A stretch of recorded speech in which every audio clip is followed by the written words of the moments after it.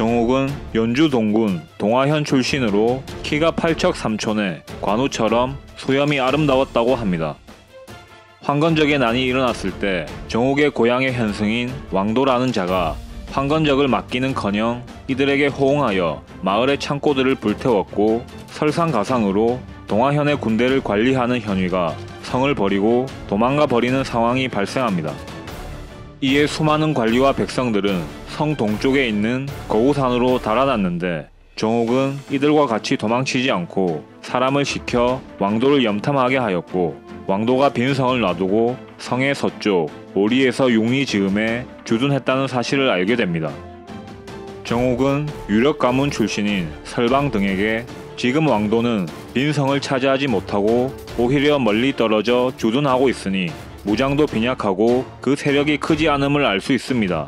한마디로 이들은 우리를 공격하여 성을 점령하려는 것이 아니라 단순히 재물을 노략질하려는 것에 불과합니다. 그러니 성으로 돌아가 적들의 공격을 수비한다면 결국 왕도는 퇴각할 것이고 그때 공격하면 격파할 수 있습니다. 라고 설명하니 설방 등은 정옥의 말에 동의합니다. 하지만 관리와 백성들은 정옥의 말을 따르지 않고 적들은 서쪽에 있으니 우리는 안전한 동쪽에 있겠습니다. 라고 말합니다. 정옥은 설방 등에게 어리석은 자들과는 이를 계획할 수 없습니다. 라고 말하고는 몰래 계책을 내어 기병 몇 명을 동산으로 보내 위에서 깃발을 들도록 지시했고 설방 등에게는 깃발이 올라가는 즉시 적들이 동쪽에 도달했다고 크게 소리치며 곧장 성으로 달려가라고 지시합니다. 정옥의 계책대로 동산에 깃발이 휘날리자 설방 등이 적이 왔다고 외치며 성으로 달려갔고 이를 본 수많은 관리와 백성들이 그 뒤를 따라 성으로 들어갑니다. 성에 들어온 사람들은 할 수 없이 성을 수비하게 되었고 뒤이어 왕도의 공격이 시작됩니다. 예상대로 왕도의 세력은 강하지 않았기 때문에 동화현을 점령하지 못했고 이기지 못할 것을 깨달은 왕도가 물러나려 하자 정옥이 관리와 백성들을 이끌고 성문을 열어 공격을 감행하여 왕도의 군대를 박살내 버립니다. 이처럼 동화현은 정옥의 계책으로 인해 황건적의 난에도 큰 피해 없이 보존될 수 있었습니다. 초평 연간에 연주자사 유대는 원소와 공손찬 모두와 친하게 지냈는데 원소는 자신의 처자를 유대가 있는 곳에 살게 할 정도였고 공손찬 또한 유대가 요청하면 휘하에 기병을 보내 돕게 할 정도였다고 합니다. 하지만 원소와 공손찬의 관계가 악화되는 바람에 유대는 난감한 입장이 되었고 이내 공손찬이 원소의 처자를 자신에게 보내지 않으면 원소를 쳐부순 다음 너도 공격할 거라고 유대를 협박하기 시작합니다. 유대는 당혹스러워하며 누구의 편을 들지 결단을 내리지 못했는데 이를 본 벨가 왕옥이 정옥의 모책이 뛰어나니 그에게 조언을 받을 것을 제안합니다. 유대에게 불려온 정옥은 만약 가까이 있는 원소의 구원을 버리고 멀리 있는 공손찬의 구원을 바라는 것은 어리석은 일이며 게다가 공손찬은 원소의 적수가 되지 못합니다. 지금은 비록 원소가 불리한 상황이지만 결국엔 원소가 승리할 것입니다. 무릇 멀리 내다보지 않고 권세를 쫓아 계책을 세운다면 장군 또한 끝내 패망할 것입니다. 라고 조언했고 유대는 이 말을 따릅니다. 정옥의 말대로 공손찬의 군대는 원소에게 격퇴당했고 유대는 표를 올려 정옥을 기도 위로 삼으려 하지만 정옥은 병을 핑계로 대고 응하지 않습니다. 이후 유대가 황건적들과 싸우다 죽고 조조가 연주로 오게 됩니다. 조조는 정옥의 명성을 듣고 그를 불렀고 정옥은 조조의 명을 따르기 위해 고향을 떠나게 됩니다. 이에 고향 사람들이 어찌 전후의 일이 이렇게 서로 배치되는가 라고 묻자 정옥은 웃으며 아무런 대답도 하지 않았다고 합니다. 조조는 순욱과 정옥을 견성에 주둔시켜 후방을 지키게 하고는 2차 서주 정벌에 나섭니다. 그런데 그 틈을 타서 장막과 진궁이 반란을 일으킵니다. 이들은 여포까지 끌어들였고 이에 대부분의 군현들이 반란에 합류합니다. 하지만 다행히도 견성현, 범현, 동화현 이 세 곳만은 반란에 참가하지 않습니다. 그러나 진궁이 직접 군대를 이끌고 동화현을 공격하러 오고 범이라는 자가 범현을 취하려 한다는 소식에 그곳의 관리와 백성들이 두려움에 떨자 순욱은 정욱을 불러 지금 연주 전역에 반란이 일어나 우린 오직 세 성만이 남았소. 게다가 진궁이 중병을 가지고 직접 공격해 온다면 세 성은 반드시 동요할 것이오. 그러니 백성들이 우러러보는 자네가 직접 범현과 동화현으로 가서 그들을 설득한다면 이를 막을 수 있을 것이오 라고 말합니다. 정욱은 순욱의 말대로 범현과 동화현으로 출발합니다. 정욱은 먼저 동화현으로 가는 길에 범현을 들립니다. 그런데 당시 범현의 혈령인 느규는 어머니와 동생과 처자가 여포에게 인질로 잡혀있는 상태였기에 여포에게 항복할 수도 있는 상황이었습니다.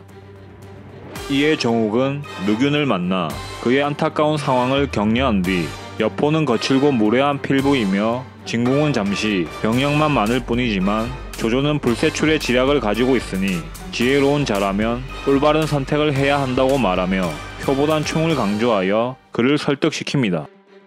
정욱의 말에 느규는 눈물을 흘리며 어찌 감히 두 마음을 품겠습니까? 라고 말한 뒤 이미 현에 도착해 있는 범위를 복병을 둔 곳으로 유인해 죽인 뒤 병사들을 독려하며 수비에 힘씁니다.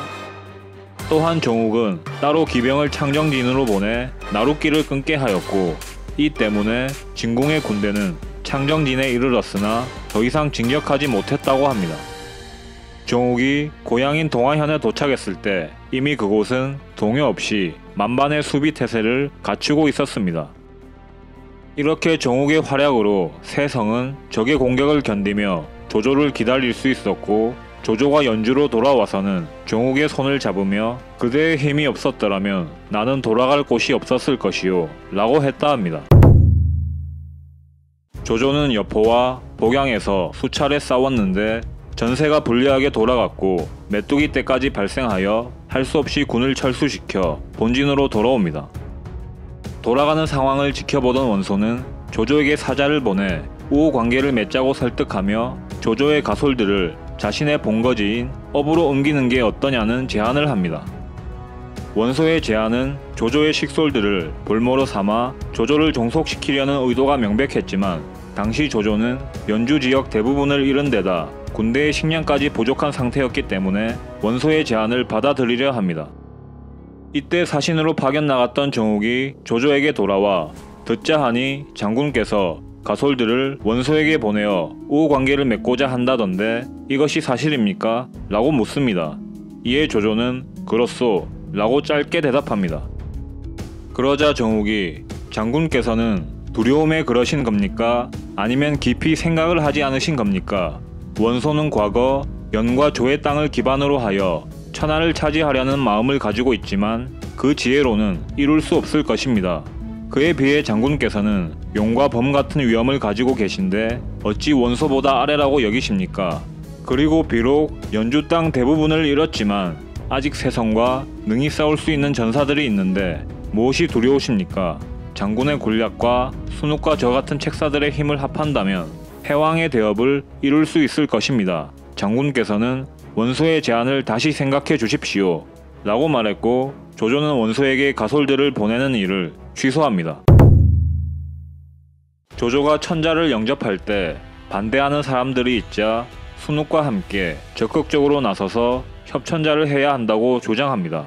이후 조조는 협천자에 성공하고 허현이 도읍으로 지정되는데 그 즈음에 유비가 여포에게 뒤통수를 맞고 서주 지역을 잃은 채로 조조에게 귀의해옵니다.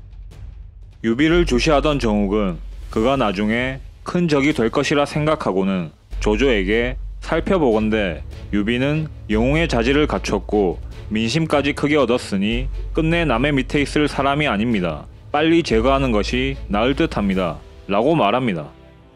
하지만 조조는 이제 모든 것이 안정되어 영웅들을 받아들일 때인데 내가 유비를 죽인다면 한 사람을 죽이고 천하인의 마음을 잃어버릴 것이니 불가하오 라고 대답합니다.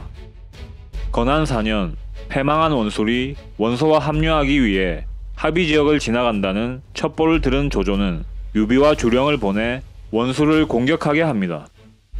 조조가 유비에게 군사를 주었다는 소식을 들은 정욱과 곽가는 조조에게 달려가 유비를 놓아주면 반드시 딴 마음을 품을 것입니다 라고 말했고 이에 조조는 후회하며 유비를 추격했으나 유비를 잡지 못합니다. 정옥과 곽가의 예측대로 유비는 조조에게 받은 군대를 흡수하고는 서주 자사인 차주를 살해하고 서주를 점령하여 조조에게 반기를 듭니다. 조조가 원소와 본격적으로 전쟁을 시작했을 때 원소는 여양에 주둔하면서 병력을 남쪽으로 보내 하수를 건너려 합니다. 이때 정옥은 단지 700명의 병사를 거느리고 견성을 지키고 있었는데 조조는 사람을 보내 병사 2000명을 지원해줄 것이라 전합니다. 하지만 정옥은 조조의 지원을 거절하며 원소가 10만 명의 병사를 이끌고 오는데 어떤 방법을 쓰더라도 막을 수 없는 상황입니다. 그리고 견성의 병력이 적으면 가벼이 여기고 공격하러 오지 않을 것이지만 오히려 2000명을 충원한다면 원소는 후방의 위협적인 적을 제거하는 차원에서 반드시 견성을 공격할 것이니 이렇게 되면 오히려 병력의 손실만이 있을 것입니다. 라고 말합니다. 실제로 원소는 정옥의 병력이 적다는 말을 듣고 견성을 공격하지 않았고 이 소식을 들은 조조는 가우에게 정옥의 담력은 맹분과 하육보다 뛰어난 것 같소 라고 했다 합니다. 정옥은 이후 원소의 자식들을 정벌할 때도 공을 세웁니다. 그리고 형주에 있던 유비가 오나라로 달아났을 때 모든 사람들이 송건이 반드시 유비를 죽일 거라 말할 때도 이들과 달리 송건은 유비와 힘을 합할 것이라고 예측합니다. 시간이 흘러 중원이 차츰 평정되어 안정을 되찾자 조조는 정옥의 등을 어루만지며 연주에서 패배하였을 때 그대의 계책을 쓰지 않았다면 내가 어찌 여기까지 올 수 있었겠나 라고 말했다 합니다. 이후 정옥의 친족들이 소와 술을 가지고 큰 연회를 열었는데 정옥은 족함을 알면 치욕을 당하지 않으니 저는 이만 물러날 때가 되었습니다 라고 말하며 직접 표를 올려 자신이 거느리던 병사들을 돌려보내고는 문을 닫고 나오지 않았다고 합니다. 정옥은 성품이 강직하고 굳세어 남들과 잘 맞지 않았는데 다른 관리와 다투다가 면직되기도 하였고 모반을 꾀하였다는 모함을 받기도 하였습니다. 하지만 조조는 오히려 정옥을 더욱 후하게 대우해 주었다고 합니다. 위서에 따르면 정옥은 조비가 황제로 즉위한 뒤 80세의 나이에 죽었다고 합니다. 그러니 나이를 계산해보면 정옥이 조조에게 임관했을 때의 나이는 50대였던 것입니다. 정옥은 유비가 장차 조조의 가장 위험한 적이 될 것이라 판단했고 관우와 장비를 만인지적이라 칭했는데 이를 보면 정옥은 유비와 그의 일행들을 아주 높게 평가했던 것으로 보입니다. 위서에 따르면 세간의 말로 처음 조조가 식량이 부족했을 때 정옥이 고향을 약탈해 3일치의 식량을 제공했는데 거기엔 사람을 말린 고기가 섞여 있었기 때문에 이 일로 조정의 신망을 잃어 관위가 공에 이르지 못했다고 합니다. 정옥이 어렸을 때 태산에 올라 해를 받드는 꿈을 꾼 적이 있어 이를 순욱에게 말해줍니다. 이에 순욱은 정옥의 꿈을 조조에게 이야기해 주었고 조조는 정옥을 부릅니다. 정옥의 본래 이름은 리비였는데 조조는 자네가 꾼 꿈은 그대가 나의 신복이 되는 것을 뜻하는 것이요 라고 말한 뒤 정옥의 이름인 립자 위에 일자를 더하게 하여 욱이라 칭하였고 그때부터 이름을 립에서 욱으로 고쳤다고 합니다. 이상 삼국지 인물열전 정옥편 마치도록 하겠습니다. 이 민족들 사이에서 흉노의 영웅 묵돌과 비교되었던 인물입니다.